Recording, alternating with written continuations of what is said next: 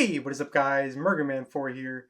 And it's hard to believe, but the modern series of Doctor Who is somehow 20 years old. Even though I didn't become aware of the show for another 5 years, that's still very difficult for me to wrap my head around. Surprisingly, despite having rewatched these episodes countless times, my thoughts on most of them have yet to make their way onto this channel.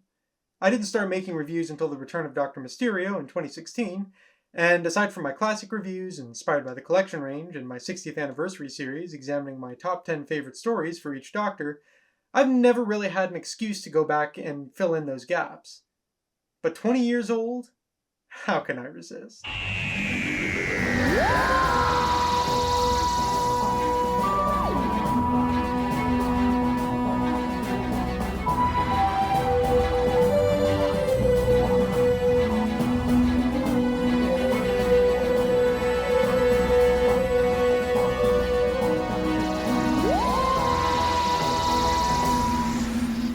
Series 1 had an incredibly difficult task. Not only did it have to revive a show that had been off the air for over a decade, but it had to introduce it to a brand new audience and prove that a 40-year-old program had a place in the modern day. As history has shown us, it succeeded massively.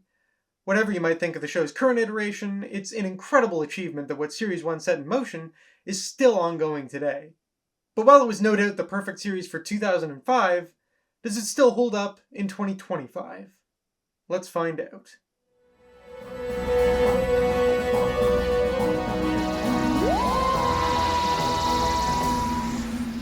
Revisiting this episode after several years has only served to confirm what I've always believed. This really is the perfect introduction to the show. I mean, there have been several great ones throughout the years, but in my opinion, none are as effortlessly and beautifully done as this. There's a brilliant air of mystery around the Doctor throughout the whole thing. Getting these glimpses of him through Rose's eyes is tantalizing, and their first meeting is quite literally explosive. I really can't think of a better way to reintroduce the character than the simple word, run. And RTD manages to gradually reveal the elements we're all familiar with, the police box disguise, bigger on the inside, the sonic screwdriver, time and space travel, in a form that both feels wonderfully down to earth, but also magical. I love the turn of the earth and one constant companion speeches. Small moments that could easily be cut, but tell us so much with so little.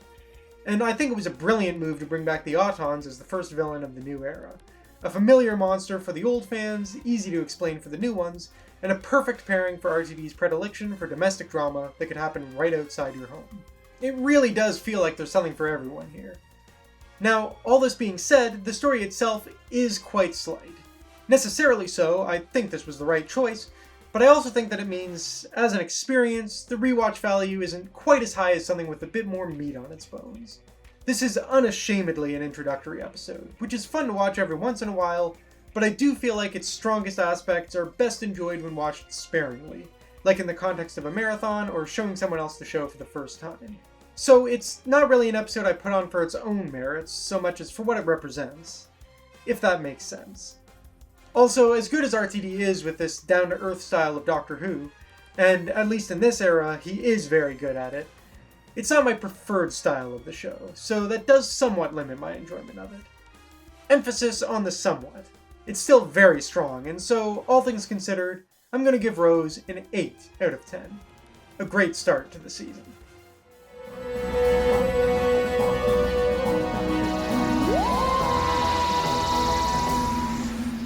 Following exactly where we left off, the end of the world throws Rose into the deep end with a number of wacky alien creatures and the death of her home planet. Something I really appreciate about this episode that I don't think the show explores often enough is the conflict between the Doctor and the companion, especially early in their travels.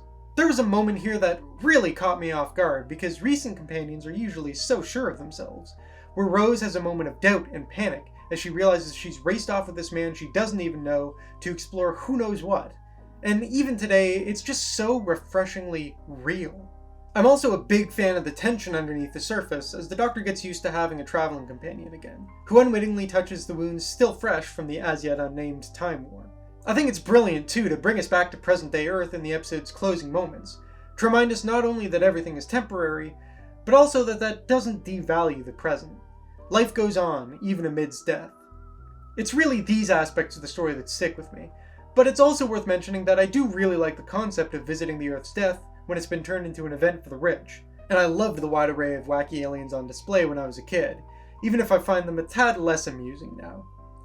I'm also not the biggest fan of Cassandra as a villain, but she's serviceable. On the whole, I think this is a really solid follow-up to Rose, and similarly earns itself an 8 out of 10.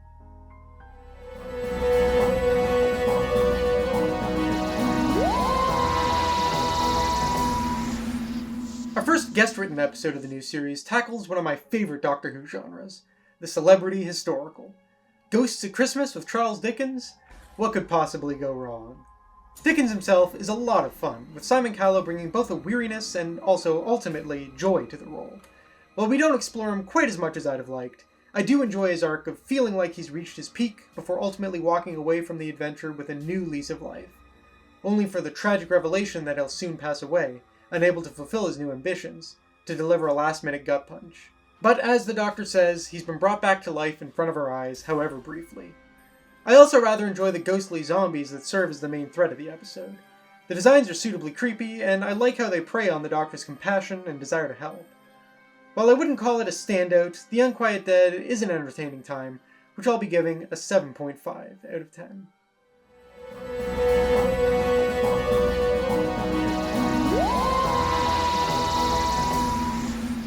You know, it's easy to take for granted the prevalence of modern-day Earth in the new series. Some of us may even be tired of it, but it's worth remembering that in 2005, this was a brand new approach for the show. Outside the Third Doctor's era, visits to the present were much more limited, and the impact of the Doctor's adventures on the companion's home life and society as a whole were virtually non-existent. I really love how Russell T Davies plays with the consequences of being a time traveler by having the Doctor accidentally drop Rose off a whole year after she left, with some great character moments as Rose has to reconcile only being gone a few days from her perspective with the heartbreak of her mom and boyfriend believing her to have died. And speaking of Mickey, in Rose, it's fair to say he's utterly pathetic. But here, he begins to step up more, facing down deadly aliens and proving vital to saving the day. It's the beginning of one of my favorite character arcs in the new series, and I love the way the Doctor, who's an absolute dick to Mickey to start with, gradually comes to respect and appreciate him, even offering him a place on board the TARDIS, though he declines. But what about the eponymous aliens of London themselves? Bringing Doctor Who into the 21st century, RTD decides to unveil alien life to the whole world. And while it's fair to say this didn't stick, I really appreciate the approach taken to this invasion. It's not one done in secret, but intentionally drawing attention to itself. It's not a plan for domination, but a business venture. It's quite cleverly done, and the Slitheen themselves are an incredible design. The farting is perhaps a bit too much, and it also seems too easy for Mickey to remotely access the Royal Navy's missiles, but I always have a lot of fun with this story, so it'll be getting a 7.5 out of 10 from me.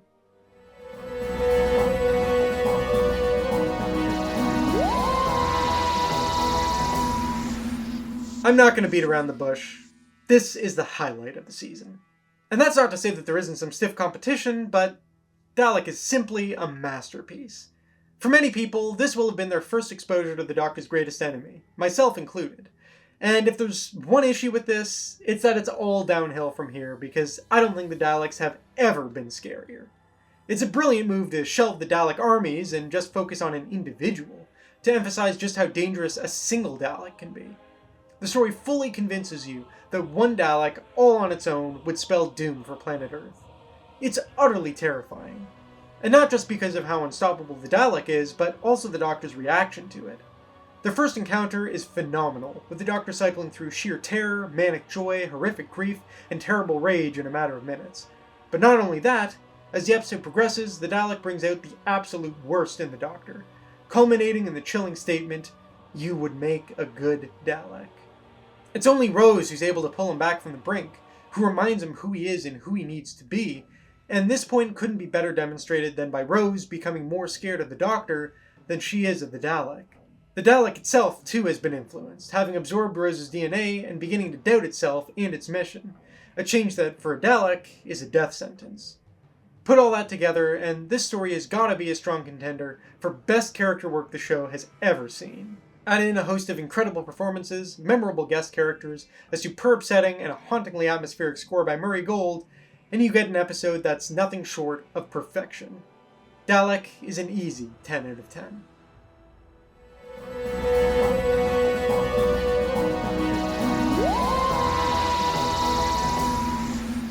Well, following on directly from the high point of the season, we have the low point. To be fair to the long game, in many other seasons, that wouldn't necessarily be the case. This isn't a bad story, but boy is it an aggressively okay one. There's really two main story strands here. The conspiracy of Satellite 5's news output, and Adam from the last story playing the role of a companion who fails. The problem is, it doesn't really feel like much happens. We never get to witness or feel the effect of the satellite's fake news. The characters lack depth. I mean, I love Simon Pegg, but somehow I always forget that he's in this episode. And while the Adam stuff is decently interesting, with him trying to smuggle information from the future back to his own time, we spend so long getting to that point that it feels like we've hardly scratched the surface of the concept. This definitely feels like a story that suffers from not having one primary focus. And like I said, it's not bad, but it could be so much better, and it's the only story of the season I just don't care for. So for that, I'll be giving The Long Game a 6 out of 10.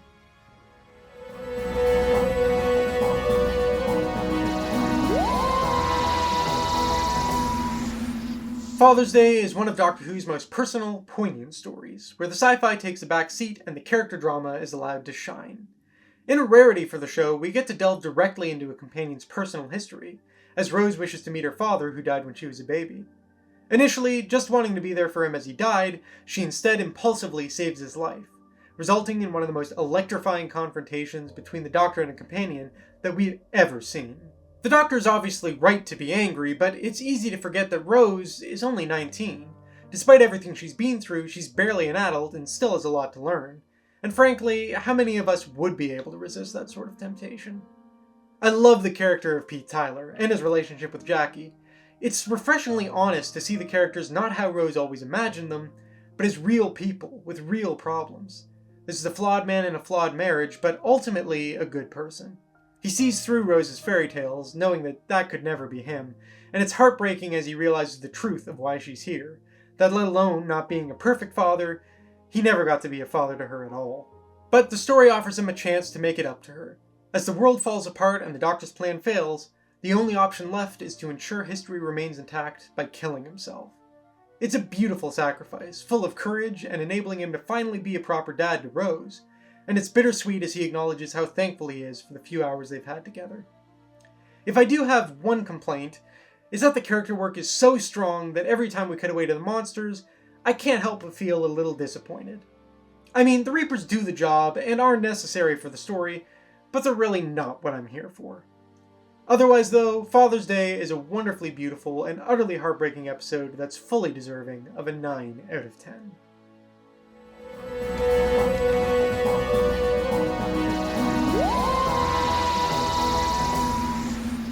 Stephen Moffat's first contribution to the mainline show sets a precedent for much of his later work, absolutely scaring the pants off you while delivering a message of love and hope. And it's absolutely brilliant.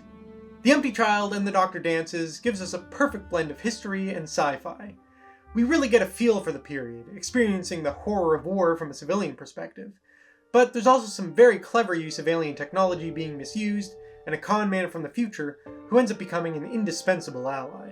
I really love that the thread of the story is not only drawn from the time period, but from something so innocent.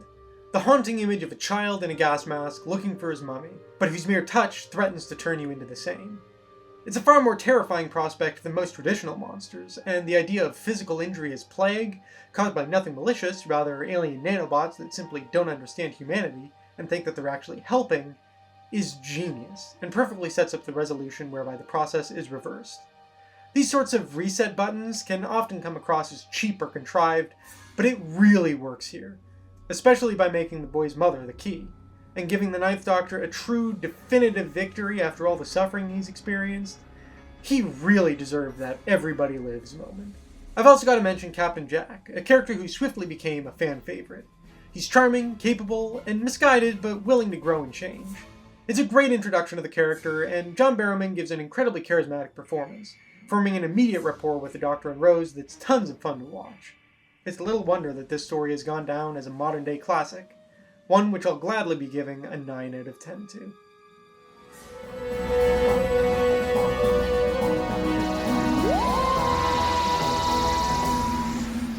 I do enjoy when Doctor Who does a direct sequel. Picking up after the events of Aliens of London in World War III, we re-encounter Blondfell Foch Pasimir Day Slitheen, having escaped the explosion that killed her brothers and sisters. What I like about this is that it's a smaller scale, more intimate piece than its predecessor. It honestly feels less like a sequel and more of an expansion, as we get a deeper understanding of Slitheen's point of view. It also allows for some unique scenarios. It's not often we get to see a monster on board the TARDIS, even rarer still to have the Doctor take them out to dinner. And I have to say, Annette Badland absolutely kills it. The false charm, the desperate pleas, the eager maliciousness, she's got it all. Possibly my favorite guest performance of the season. We also revisit Rose's relationship with Mickey, but I'll be honest, much as I like Mickey's journey on the whole, this aspect didn't click with me as much. I'm not entirely sure why. Maybe because I was enjoying the other half of the story so much, I kept wanting to get back to it. I did also find it a bit weird watching in hindsight because it felt like it was setting Mickey up to be a future villain or something.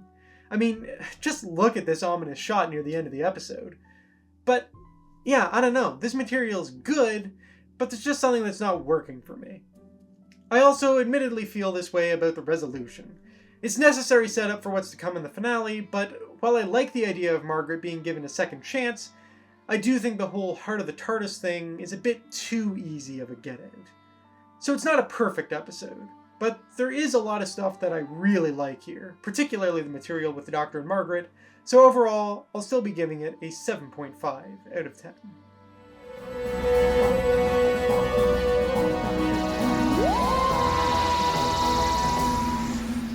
Doctor Who finales have a bit of a reputation of not sticking the landing.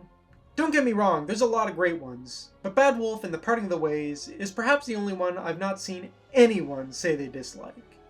It's really impressive how well it takes the threads from across the series and ties them all together in a satisfying package. First though, let's talk about the initial premise, with the Doctor, Rose, and Jack kidnapped from the TARDIS and placed within some futuristic, and deadly, versions of modern-day game shows. It's a great concept that could honestly sustain a story all on its own, and something I really like is how it builds off the Doctor's earlier actions in the season. It's not often we revisit a place the Doctor saved, only to find out that he made things worse. I also appreciate the story upping the stakes by following through with a genuinely high death toll. In a fantastic reveal, assuming you haven't seen last episode's Next Time trailer, it transpires that the Daleks are behind it all. A single ship having escaped the Time War and having been gradually harvesting humanity to convert them into a vast Dalek army. The way that this builds off of Dalek earlier in the season is nothing short of masterful, by forcing the Doctor to make the same choice he made to defeat the Daleks in the Time War. He could wipe them all out, but at the cost of humanity. And it's here where the Ninth Doctor's arc reaches its pinnacle. While before he needed Rose to pull him back from the brink, he's able to make the ultimate choice on his own. Coward any day. It's a fantastic moment that sums up exactly who the Doctor strives to be, and is the perfect conclusion of the Ninth Doctor's arc. Rose, too, proves how the Doctor has encouraged her to grow, to become a better person. Even when sent back home, she refuses to give up or give in. And even if the resolution of her becoming the Bad Wolf and gaining godlike powers is a bit convenient, I think the story earns it, especially by delivering on consequences. The Doctor can save Rose, but at the cost of himself, and what results is one of the show's greatest ever regeneration scenes. What better way to sum up this story than fantastic? Absolutely fantastic. An easy 9 out of 10.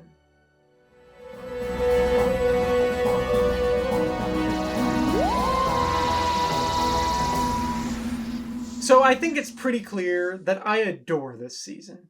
It's exactly what Doctor Who needed at the time, and while it's obviously aged, it's still brilliant today.